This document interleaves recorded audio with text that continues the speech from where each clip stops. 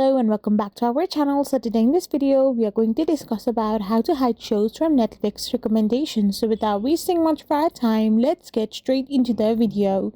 So if you want to hide shows from Netflix recommendation, you need to first of all get logged in into your Netflix account.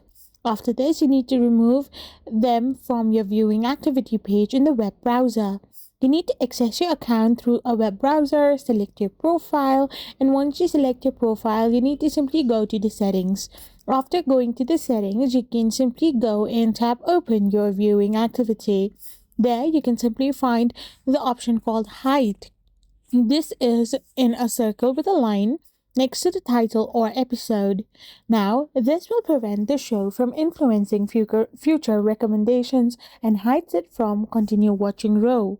So if you're going to follow the simple and easy method that is discussed in this video, you can hide shows from Netflix recommendation. I hope you found this video helpful, so don't forget to hit that subscribe button and do give us a thumbs up. We will be back again with more informative videos. Thank you for watching and stay tuned for our next video. We will be back again really soon.